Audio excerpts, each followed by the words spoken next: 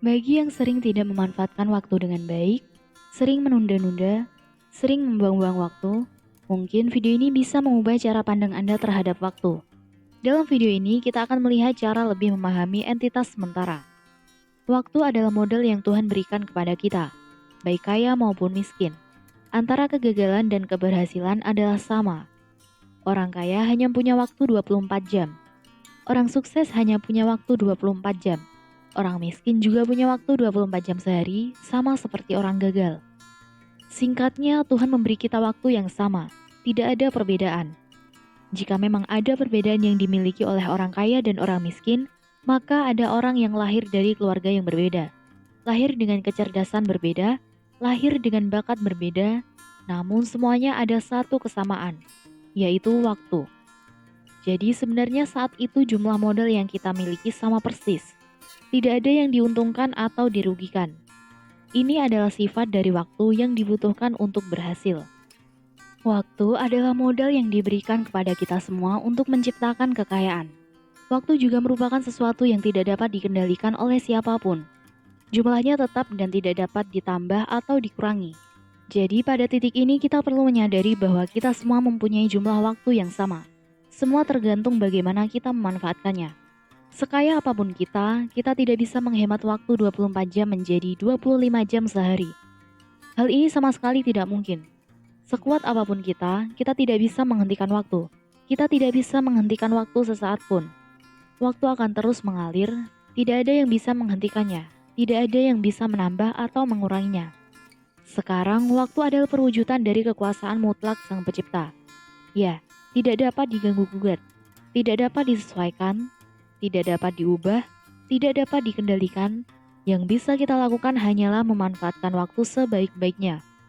Tidak ada yang bisa memerintahkan waktu untuk berhenti, tidak ada yang bisa memerintahkan waktu untuk melambat, tidak ada yang bisa meminta waktu datang lebih cepat. Setiap orang harus menaati aturan Tuhan secara setara seiring berjalannya waktu. Saat ini Anda hanya memiliki dua pilihan. Manfaatkanlah waktu ini sebaik-baiknya. Jika tidak, Anda akan hancur karena kelalaian Anda dalam memanfaatkan waktu ini. Lakukan apa yang bisa kita lakukan hari ini.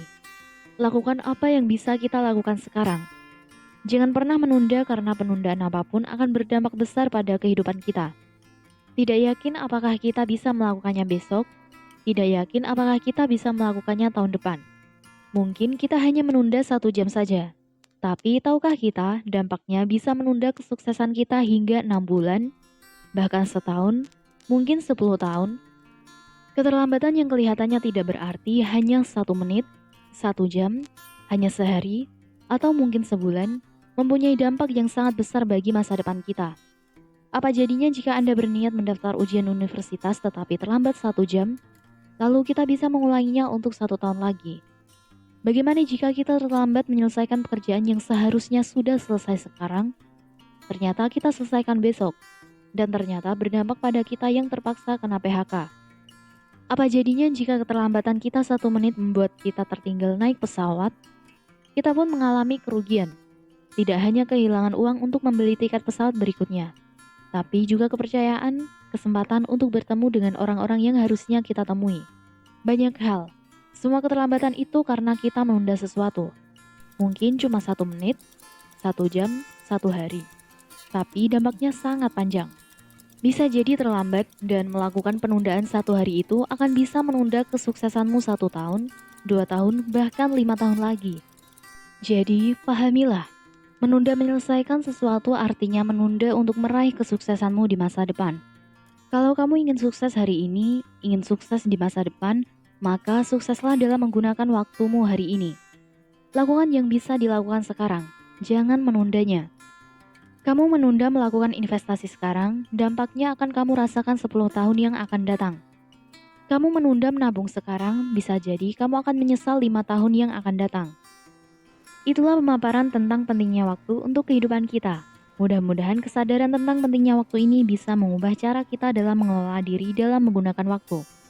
Terima kasih telah menonton video ini sampai selesai. Semoga video ini bermanfaat dan menginspirasi kalian semua.